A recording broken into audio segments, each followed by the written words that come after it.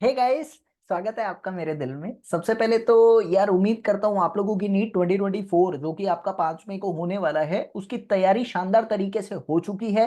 और अब आप टेस्ट सीरीज के साथ सेल्फ प्रैक्टिस पे ज्यादा फोकस कर रहे हैं।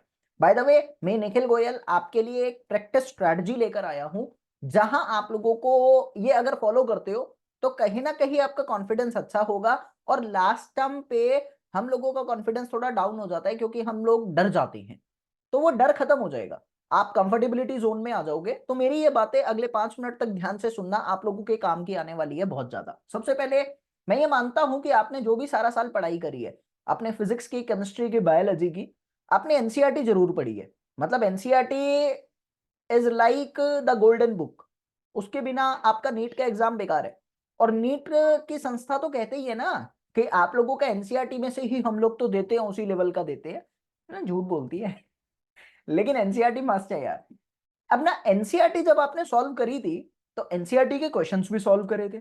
और मैं मानकर चलता हूं एनसीईआरटी के क्वेश्चंस में आपको इतना तो याद होगा कि भाई आप लोगों के मुश्किल क्वेश्चन कौन से थे और आसान क्वेश्चन कौन से थे। पक्का याद है ना? नहीं, दिल पे हाथ रख के और दिमाग से सोचकर बोलना है, याद होने चाहिए। तो आपको अब क्या करना है, अब सारे क्वेश्चन करने का टाइम नहीं है। ऑब्वियसली अप्रैल स्टार्ट हो चुका है और हमारे पास सिर्फ 1 महीना है इफेक्टिव। उन 1 महीने में आपको क्या करना है, जितने भी एनसीईआरटी के मुश्किल मुश्किल क्वेश्चन थे उन मुश्किल मुश्किल क्वेश्चन को अटेम्प्ट करना है। क्यों मैं ऐसा कह रहा हूं? क्योंकि आप मानकर चलिएगा जितने एनसीईआरटी के मुश्किल क्वेश्चन होते हैं ना, जो आपको मुश्किल लगे थे स्टार्टिंग में। अब देखो, सबका अपना अपना क्राइटेरिया रहता है, किसी को कोई क्वेश्चन मुश्किल लगता है, किसी को कोई क्वेश्चन मुश्किल लगता है। तो मैं आपके ही क्राइटेरिया के अकॉर्डिंग कह रहा हूं कि जिसको जो भी क्वेश्चन मुश्किल लगा था वो उसी क्वेश्चन को अटेम्प्ट करेगा और एकदम फुल फ्लेज मैनर में करेगा, कॉन्फिडेंस के साथ, बिना किसी चीटिंग के। कहने का मतलब क्या है? चीटिंग वो नहीं होती जो आप किताबों से देखते हो, मतलब वो तो होती है, लेकिन एक वो भी होती है जो हम अपने आप से कर देते हैं। कैसे? देखो, जब हम क्वेश्चन करते हैं ना तो हम उन छोटे छोटे टॉपिक्स पे ध्यान ही नहीं देते हैं। और वो हम देख लेते हैं, अच्छा ये था क्या फॉर्मूला, हाँ लगा दिया। ये मत करना।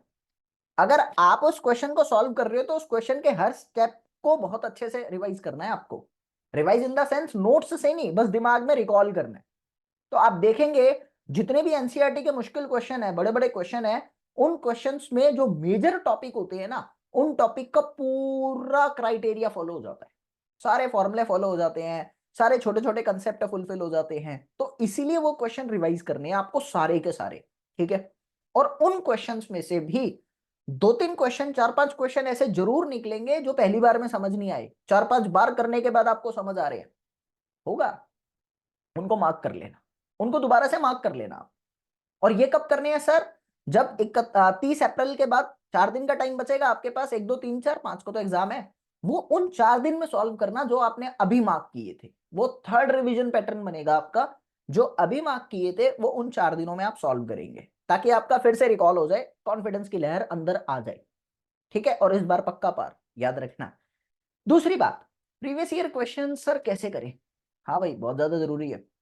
आपने टॉपिक तो सारे पढ़ लिए ना, एनसीईआरटी तो आप कर रहे हो जैसा कि मैंने बताया। बस एनसीईआरटी को फोकस रह के प्रीवियस ईयर क्वेश्चन साथ साथ में करते रहना। और जिस भी क्वेश्चन में डाउट आता है उसको मार्क कर लेना, जैसा मैंने बताया वो लास्ट में 4 दिन में रिवाइज करने हैं। और अगर बहुत ज्यादा अच्छे लेवल से आप उसको कर सकते हैं, लगता है कि हम सेल्फ प्रैक्टिस से क्लियर कर सकते हैं, सॉल्यूशन देख लेना।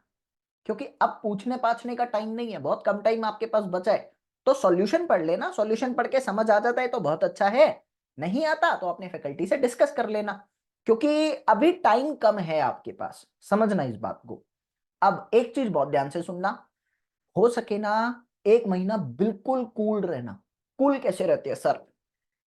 नहीं मतलब चश्मा पहन के और चैन लगा के नहीं।